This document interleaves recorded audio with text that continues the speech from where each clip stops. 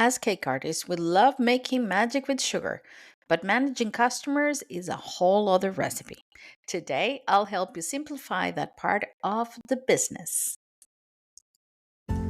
Hello, my sweet friend. I am Cristina Arevalo, cake business productivity coach and podcaster. I help cake makers like you manage your business productively and with ease, taking control of your time and workflow to avoid stress and burnt out. I offer personalized strategies and supportive community to help you stay organized, productive, and in charge of your success. Your cake business should bring you joy, not stress. I'm here to help you build an efficient, successful, and sustainable business without feeling overwhelmed and burned out. With the right planning, strategies, and mindset, you can reach your goals, stay organized, and enjoy the journey. Let's make your cake business work for you, not the other way around. Hi there. If you like this podcast and enjoy this episode, there's only one thing I ask from you. Please follow this podcast, download this episode, and leave me a started review in any of your favorite podcast platforms where you're listening to this show now. This way, the algorithm will show the podcast to more cake artists who will benefit from, and you'll be helping me grow this show. And don't forget to share it on social media and tag me, and I'll gladly follow you back. I would love to hear what you have to say. Leave me a comment on Spotify or answer any of the questions and polls on the episode.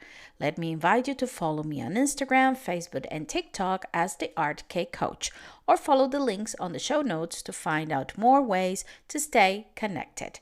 Visit www.theartcakecoach.com for more. Well, hello, my sweet friends, and welcome to another episode of the Art Cake Coach podcast. Christina here, super happy to be back with you another Tuesday morning here from Lisbon, Portugal. Today is another episode of the series of episodes we've been doing since the month of June.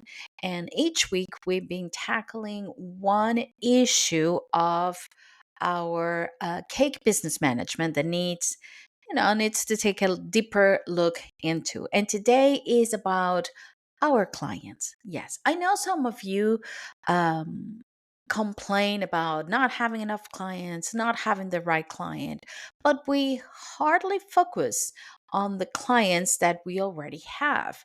And there's so many things that uh, need to take care that needed to be taken care of when it comes to clients, from the client's journey through your, I don't know, website, social media, the way you communicate with your client, keeping those clients happy, client satisfaction, client feedback, nurturing those clients, um, call to action to those clients to help you grow your business. And of course, the part that we tend to complain more about, which is the boundaries, setting boundaries with your clients and having clear policies so clients know what to expect from you and how far they can get with you and your cake business. So, this is what this episode is about today. The main thing that I want to transmit for you today is that clear boundaries create better relationship between you and your clients and protect your energy and your business. Let's just start with that. Let's just start with boundaries and policies. When you set boundaries like business hours and communication channels, you make the communication with your client not only clear, but you look professional. You look like you know what you're doing, because it's not like I'm available 24/7 anytime, any day, and then when a client calls you're like, oh no. You have to set a good communication channel and set business hours so clients will definitely know what to expect from you. I have to be honest, guys, at the beginning when I started my business 17, almost 18 years ago, I didn't even think of that. I didn't know this was an option. And actually, it started growing out of necessity as I understood how my clients behaved. That I had clients calling me on a Sunday night at 11 o'clock to ask for a cake for the next day, or I had clients who would just call me once, ask for a budget, ask for a quotation for a cake, never come back, and or never answer, send an email or anything, I assume, okay, they're not going to want the cake. And they will show up at my door the day of the party. Is like, oh, but I talked to you. I thought you were going to make my cake. I mean, so many things happened to me that I had to create out of need. I had to create um, some kind of policy and rules for my clients. But of course, what I want for you is that you don't have to go through years of hardship with your clients and misunderstanding, so you can actually have this boundary set from the beginning. Important things to take into consideration when you create policies for your business is topic number one: deposits and payments. It's super important that people understand what your rules are. When I started my business, again, I didn't ask for a deposit beforehand. You have no idea how many cakes were left in my house. And, you know, I lost money. Okay, somebody ate the cake, but you end up losing money and time. And the client, one client actually said, "But you can sell it to somebody else." It's like, no, because I don't have an open business. I don't have an open business. Like, I don't have a store, like a storefront. I was working from home and I was doing passport cakes. So your cake has all your family on top of it, made on sugar paste. Nobody wants that cake. So I had to make clear rules about deposits and payments. I will only start working on a cake that I had a deposit for. It was 50-50 at the time. And if I didn't have the deposit, there was no cake. And I will send thousands of emails confirming that there's no deposit. The date is coming up. I had no deposit. Like, even though I had a written confirmation, if there was no deposit, there was no cake. Payments were clear to made at the time of picking up the cake, not after the party, not after they ate the cake. There were some policies on not damaging, because I didn't deliver my cakes. I didn't do wedding cakes. So I did bespoke cakes for celebrations, and the client would pick up the cake. So once the cake was out, I will show the cake to the customer here at home. They will see that everything was okay. I will give full instructions of how to carry the cake. If the cake was damaged in transportation, was not it wasn't me, so there was no refund on that.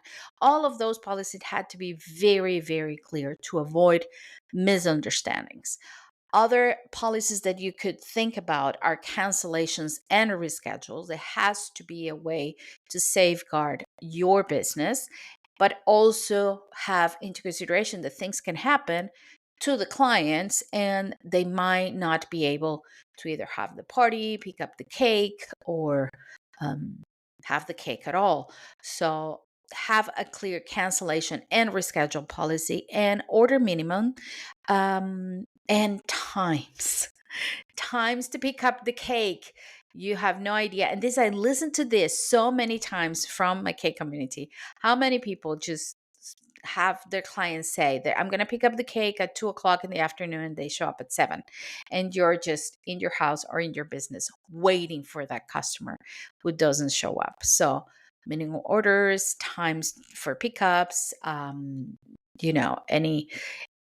anything that you want to add because the client doesn't show up or doesn't show up on time. All of these things have to be super clear. It, like I said before, is safeguard your business, is safeguard your sanity, but it's also an insurance for the client that in case that something goes wrong, in case that something happens, they have a guideline of what to do. You can use orders, forms, or automated system to gather info from your clients and to have all of this set, even in a small attachment after the emails, the confirmation emails, or an automation email that will follow. I'm talking about emails, guys. I'm not saying WhatsApp messages. If you're using WhatsApp, because now you can use WhatsApp for business, make sure you have a clear channel of communication and everything is set into that channel with all of this information. I I'm old fashioned. I go back to basics and to simples. Automatations are great when they save my time, but when it comes to communication and to make sure that my clients knew or know now with my coaching business what to do and when to do it, I rather sit down and check it myself. I'm a little bit of a control freak, you know that, but is a way that I can keep structure and that I know that my clients get the message, understand the message, receive the message, and everything is clear. Um, you can be nice when you set these rules instead of saying, this is, these are the rules to follow. You have to do this, you have to do this. Think about them as policies and boundaries. Boundaries are not rude, they are professional. They give you a roadmap for you and for your clients. And like I said before, even a safe net for your clients to know how to work with you. It's super important that as soon as your business start as a business, as soon as you start selling those cakes, remember I talked about this before.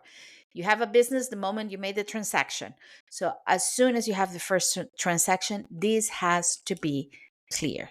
Policies are not about pushing people away. They are about making sure that both of you know what to expect. Don't go anywhere, sorry. And anyway, don't go. Don't go anywhere, because in the next part we're going to talk about creating a great client experience so your clients become your biggest fans. So don't go anywhere.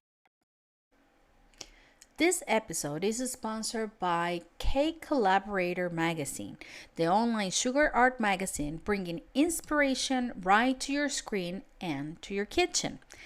This magazine, based in Boston, publishes quarterly issues filled with cake artists' features, events highlights, product reviews, and collaborations. You also find step-by-step tutorials covering a wide range of techniques for every skill level. Do you prefer a printed copy? CCM offers on-demand hard copy prints you can collect and keep for reference anytime. Discover ideas, connect with sugar art communities, and stay inspired all year long. To learn more or explore partnership opportunities, visit our website that is in the description of this episode. And I have to thank the Cake Collaborator magazine and Sharon for supporting this episode and the cake decorating community.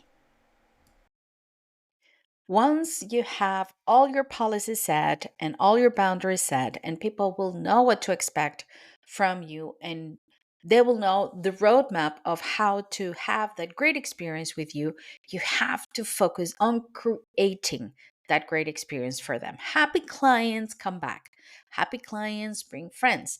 Happy clients become your cheerleader, your advocates, your biggest fans. So they are going to use the most powerful tool there is for marketing: word of mouth. Nothing gives you a better marketing, a better feedback than a good and happy customer. So, how can we cover some of the things or some of the steps to make our clients happy? Number one, clear and kind communication throughout the process. If your communication is clear from the beginning, from the design of the cake until after the cake is eaten, you can ask for feedback. You can ask how it went. Did they like it? What they think of it. Don't be afraid of the outcome. Don't be afraid of the answer, because you can only grow from it. If something went wrong, it's better to know than not to know. If this path is all clear and kind and helpful, the client is going to feel seen and taken care of. As a client, you always give them options. We complain too much about our clients. They don't know, they ask for discounts, they don't want to pay the price that I'm asking for. Clients don't necessarily know what's behind a cake. Even though we have all these shows about cakes and they know how to how tricky it is, how complicated it is to create these bespoke cakes, or whatever it is, that the kind of sweet that you make, the kind of cake that you make, you're a cake artist, cake decorator, baker. Um, Also, this is kind of damaging the image of it's easy. I mean, not damaging. There's creating the image that is easy, and it's damaging our behind the scene work because you get a 3 minute reel, not even 3 minute, a minute and a half reel, as I don't know, even less than a minute reel that will show you the whole process of a cake, and like, oh, that's so easy. Or you have these cake shows that will show you these humongous cakes done in an hour. I mean, the show is an hour, but it's been done in 8 hours or more, and you're like, oh, look what they did. It's just cake and frosting and a lot of decorations, and look what it is. And it's not. But as long as you educate your client and you kindly express and teach them everything that is behind the process, and not only that, but you give them options because they come with great ideas and a low budget.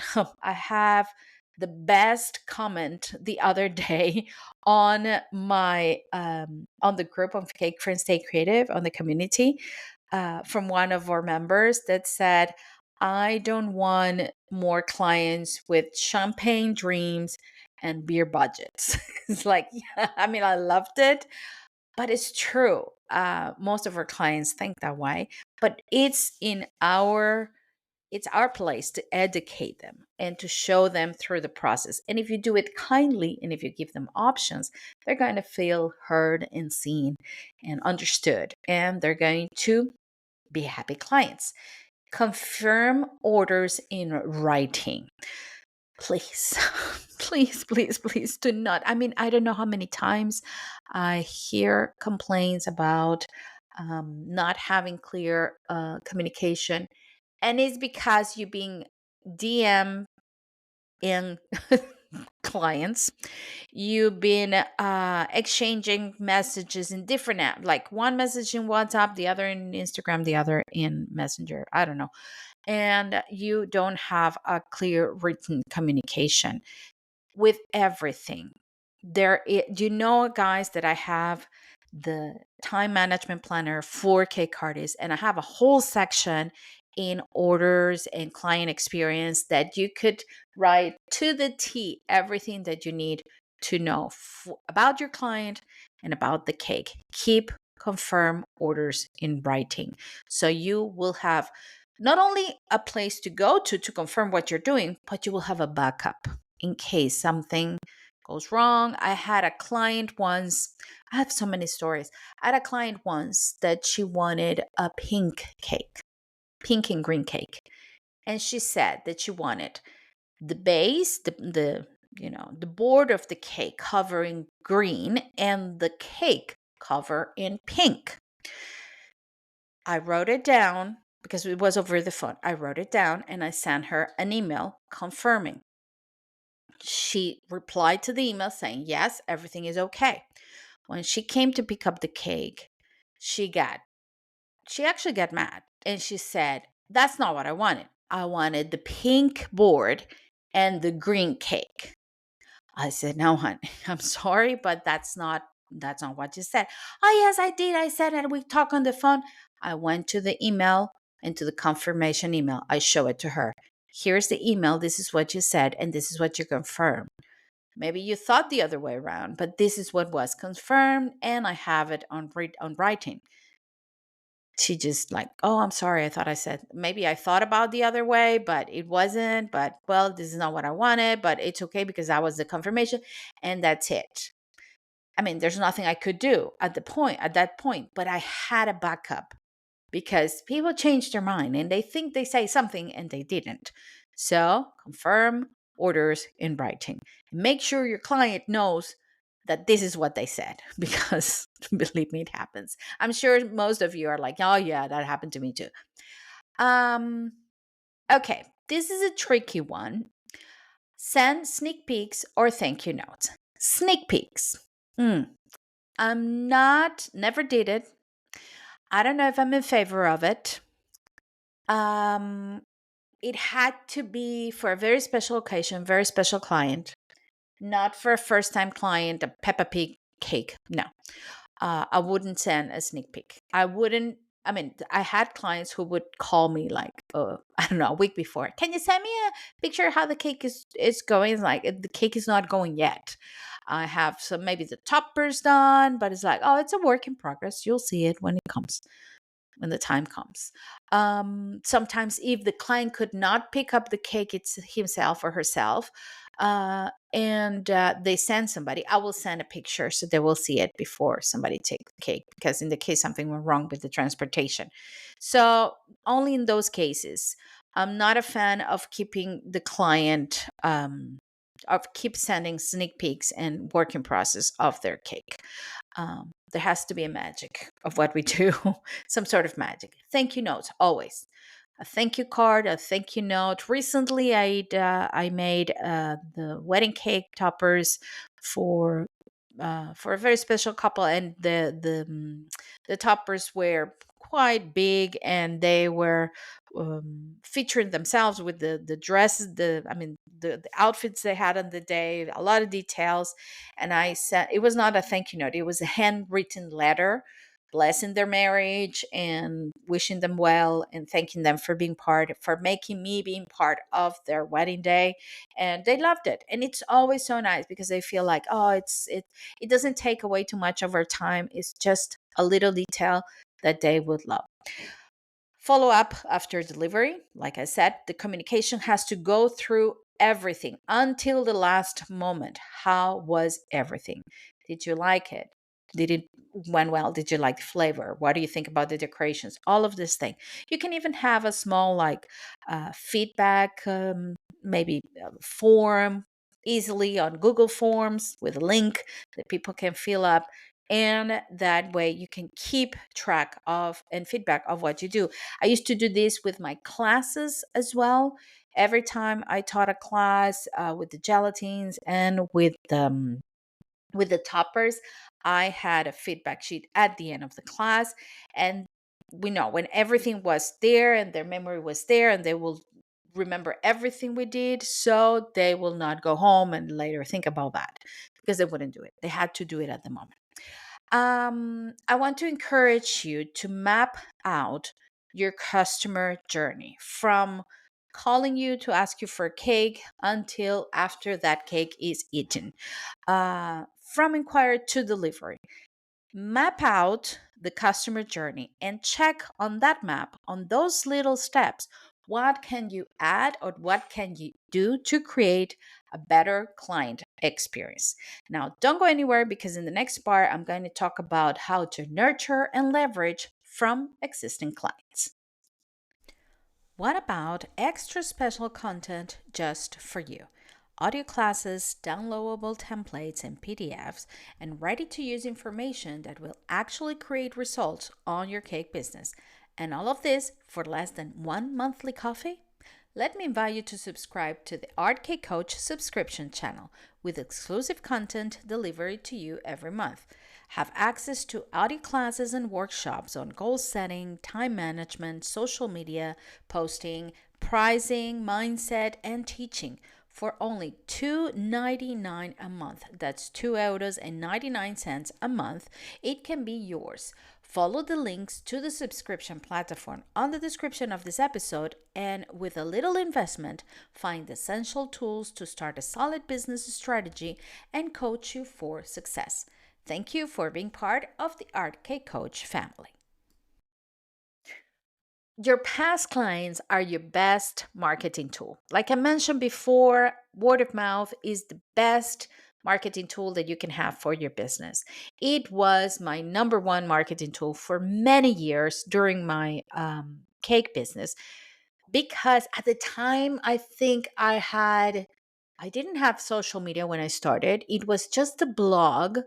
I think I once published something on a local newspaper once, and it didn't have any return on investment, and it didn't pay off. So it was only word of mouth. And I was always busy because clients keep telling other clients and they will keep coming back. So, some tips that you can have or that you can apply in order to keep track of your clients and make sure that you leverage from their experience and their feedback is you can create a client list with email, birthday dates, order history. This is great to keep track of upcoming celebrations. You can send reminders before big dates, like would you like to pre-order again this year? If you want to give them a discount, or if you want to give them a special treat because it's their birthday, maybe just, congratulate them on their wedding anniversary. And I had clients who started as wedding cakes. I mean, when I did wedding cakes, and I end up doing their kids' birthdays later. So, the best client history that I have till today. And I was gonna leave this to the end, but I just remember, and I said I had to share it.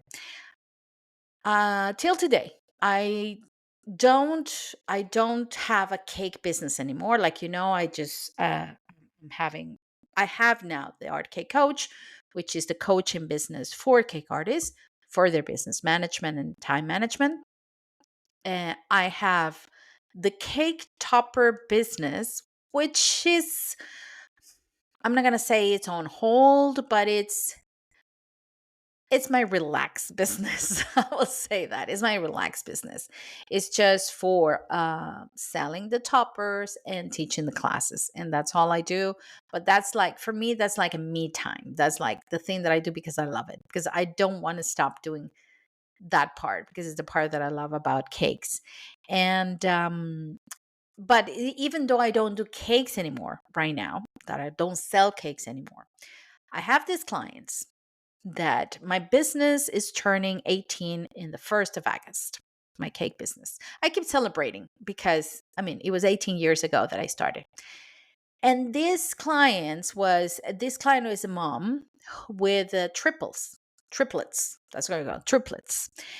3 little girls. And the first cake I made for them was their christening cake.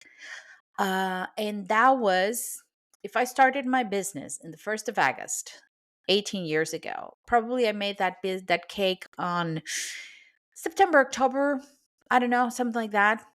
I guess the babies were not even a year old; they were really little. And I made a christening cake. In January the next year, I made their first year birthday cake, which was 3 cakes in the shape of babies. So it was like a round, I think I have pictures. I might look for them. It was from the sphere mold tin from Wilton. So I was like half of sphere, half round. And from there, I just had the head of the baby, uh, like just the head with the pacifier and some ruffles, or so each pacifier was the color of each of the babies. Three cakes for the little girls. They're turning 18 next January, and I keep doing their cakes every single year for 18 years. Same customers, and they always ask for the same cake. It's a chocolate cake with raspberry filling and Italian meringue buttercream. That's it. That's what they want, and that's what they get every year. 18 years I've been doing the triplets cakes. So they're turning 18 next year, and I told their mom this year, next year is my treat. I'm going to offer them the cake because 18 years. I've been watching those kids growing up since they were babies. And I mean, until they were around 11, they had 3 cakes. They're like 1 cake each. So I made a very special smaller cake for them, which I never did for any other of my clients. I had a minimum, but for them it was like 3. So I made a smaller cake for each one of them. So each one of them had their cake. They had the craziest ideas of cakes. Once there was a microphone cake. One of them had a microphone, the other one a fairy, and the other one had a dinosaur. So yeah, it was like different cakes for each one of them. It has been a lot of fun. 18 years. And like that, the only clients that I still, I mean, they're friends now and they call me. It's like, Christina, I need a cake. So I'm not doing cakes anymore. Oh, but you're doing a cake for me. So yeah, you're doing it. You know that, right? And I was like, well, okay, I'll do the cake. They're friends now. And I don't know why I was talking about this, because I kept track of all their lives. I kept track of all their stories. So I know every year is like, oh, their birthday is coming. I don't know why I started this story, but these clients have become friends, have become more than clients, have become family. So going back, I'm sorry, I lost track of what I was saying and why I was talking about this, but it has been a beautiful client story that I had in my business. And I mean, they're going to college this year. Their kids are going to college, and I've been there. So I told their mom, this year is going to be my treat, and I hope one day I can make your your grandkids cakes, maybe one day, I don't know. Okay, so going back to the tip I mentioned already was to create a list with the birthday dates, order history, um, send reminders before the big date. Would you like to pre-order again this year? Ask for reviews, testimonials with photos. So this is great because with this, not only the review or the testimonial, but a photo, you can actually use it for your social media, which is great. It will validate what you do. You can offer referral discounts for people, for word of mouth or early access to specials like Christmas or Halloween. Share their celebration photos with permission. Always ask for permission to do that on social media. Don't do it, especially if they're kids. Maybe you want to cover the kids' faces if you don't have the permission. There are ways to going around, but always ask for permission. But keep track and nurture, leverage those existing clients because they are your best marketing tool. Don't go anywhere because in the next part, I'm going to share some tips on how to attract new clients, which is the other problem that most of you share with me that you have. So don't go anywhere. Overwhelmed by your cake business? Free webinar alert! Are you burnout, drowning in admin, struggling to price your cakes, overwhelmed by social media posting, or you're just tired? Well, you don't have to keep doing this alone. Join my free webinar, Mastering the Business Side of Cake. Simple strategies to save time, clear steps to set goals, and tools to finally get you organized. Spots are limited and filling fast. Don't miss it out. Let's get your business back on track, stress-free. To register, go to the links in the show notes. So the beauty of nurturing your existing clients, leverage from them, and creating a clear and nice client experience for your existing clients is that is actually going to help you get more visibility because they're going to talk about you. Visibility and value, because you're going to talk about how your product is going to actually do the magic and become new bookings. So actually taking care of your existing clients is going to help you get new ones. If you're constantly moving forward, like, okay, another client, done.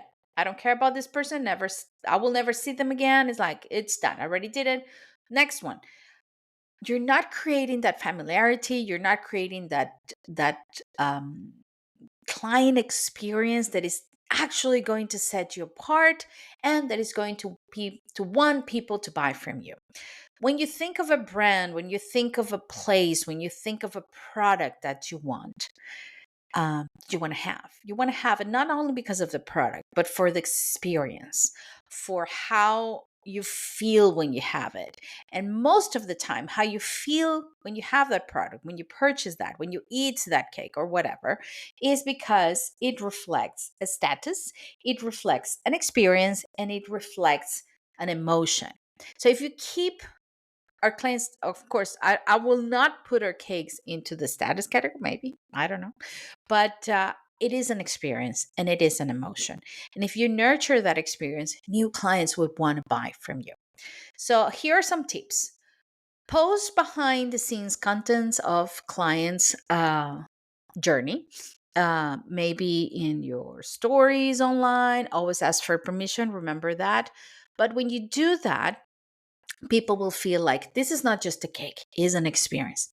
You can use local marketings, especially if you're selling cakes, if you're selling a product and it's specific to the area where you live, like fairs, pop-up stores, partnerships, seasonal events, and that will help you set a name and attract new customers. You can collaborate with event planner, florists, and venues, and use your client journey as a business card for them. It's like, this is what my clients say, this is what my clients show, this is what their feedback is. So the planners and the florists and the venues will say, okay, this person is for real. I can buy from them. I can include them on my team. Be consistent and clear in your messaging. Do we have to talk again about niche and pricing and values? We always have to go back to the same. Everything is interconnected. The thing is, all of this couple of months, I've been doing these topics one by one, but everything is connected. In order to have a clear message, you have to have a clear niche. You have to have your pricing correctly or right for you, and the value of your product. Once you have that clear, your message is clear, and your client journey is clear, you're going to attract new clients. Not finally, but you're going to attract new clients because they want to be part of that journey. Keep your orders process easy and professional.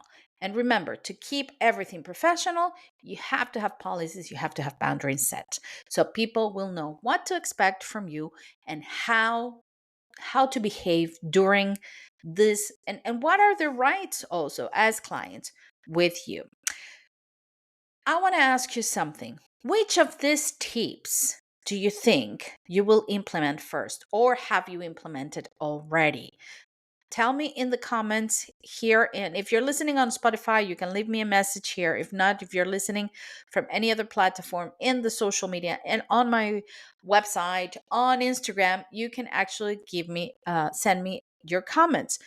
Which of the tips that I mentioned today have you implemented, or will you implement first to create that client journey?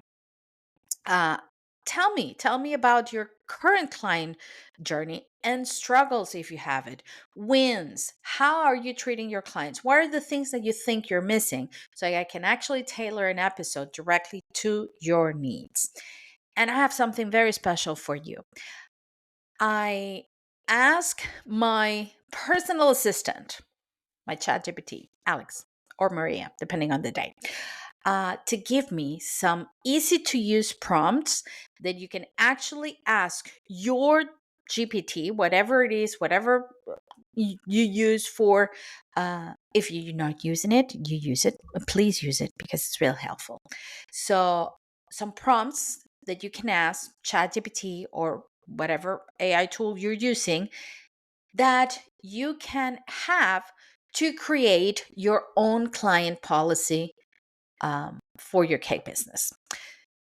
There are a lot of things to take into consideration when it comes to boundaries and client policies. I have mine directly for my coaching clients, and I have two on my website that people can actually just link and go and see what to expect and how to work. Every time I launch a product, has to have a policy and disclaimer so people will know what to expect from the journey that I'm doing. And there are a lot of things to take into consideration when it comes to that, depending on where you live as well. For example, here in Europe, clients' privacy data online is a big deal. You do not send a message or an email marketing to anyone who hasn't agreed to receive the message. You can get in trouble for that if they don't like it. So everything has to be very clear. In order for that, I have here some 5 prompts. I'm not going to read them here, but it goes around refund policies, order process, client boundaries, frequently Q&A, frequently asked questions, the message, payment deadlines, or payment terms that you can actually ask your GPT, whatever you're from, You just have to talk about your business, talk about what you do, what you sell, some background information. Using this prompt, you can generate your own client policies. These prompts are going to be available here on a link here on the episode. So you can go and just use it right away and create these policies to work with your clients. This is my gift from me and from Maria or Alex, my chat GPT, for you today. I hope this episode has given you some ideas on not only how to attract new clients, but how to leverage and take care of your existing ones. Your clients are, money. If money is the blood of your business, your clients are the wheels and bicycle, is what happened. You need your clients for your business to thrive, to survive, and just to keep existing. So take care of them. They don't know. We complain a lot about the clients. We complain a lot about the people that knock on our door to ask for cakes, but they just don't know. We need to educate them. We need to teach them how this business works. Otherwise, they're going to keep asking the wrong questions, and we're going to keep giving them the wrong answers, and we don't want that.